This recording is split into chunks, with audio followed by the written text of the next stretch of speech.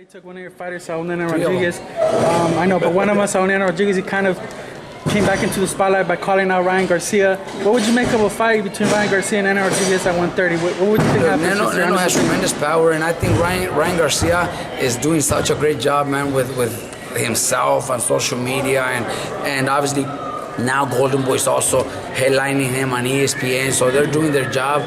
I think they have to continue doing this for a couple more years.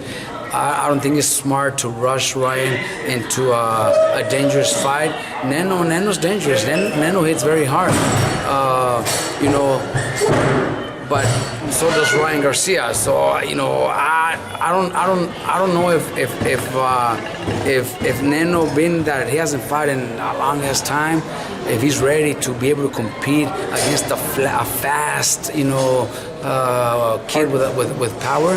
I don't know if Neno is ready for that, but I still think it would be a big risk for Ryan. I think with Ryan, what Golden Boy is doing and what Ryan's doing himself, 2-3 years from now, you're gonna see that kid filling up the Staples Center, man. That kid could be the next Oscar de la Hoya.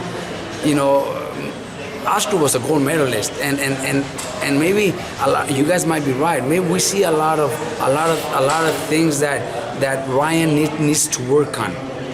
But who cares? Who cares if the people are still following him? If you guys, after his fight, he has fucking hundreds of media around him trying to get an interview. He doesn't care if he keeps his chin up. And Golden Boy's in a situation now. They're in a situation with Canelo. What if Canelo comes back and he's the same?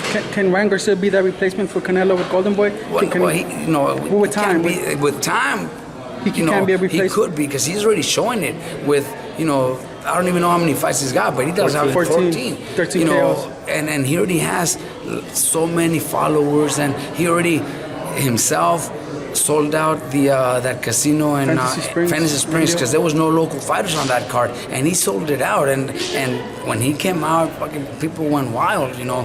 He's doing his work, man. That kid is doing.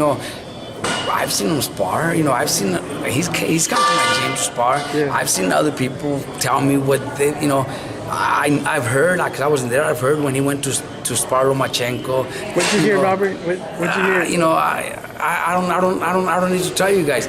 But in the ring, when he fights, he's knocking motherfuckers out. So that's all that matters.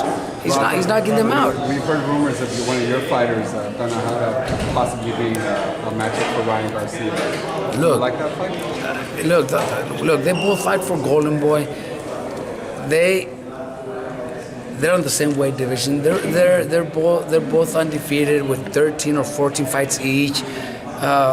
I know Golden Boy is also thinking about it. We've already talked about it, but not necessarily right now. Not because we don't think we could beat him, or not because Ryan doesn't think he could beat us. It's because it makes no sense to make it right now. But if we build it up, we just need Tanahara to be a little more vocal. He just doesn't say much. I told him. Performance this week, though. Yeah, he does good. He fights good. He's got great skills. He got, he's dedicated. But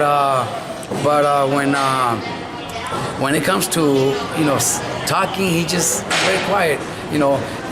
We need that the Fernando Vargas type of fighter, and this Thursday you guys are gonna see. Hopefully we could get back to 130.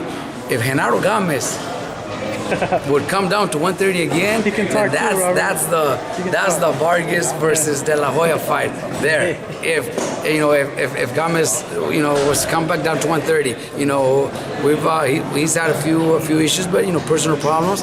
Hopefully he's able to come back down, and that would probably be, because he does like to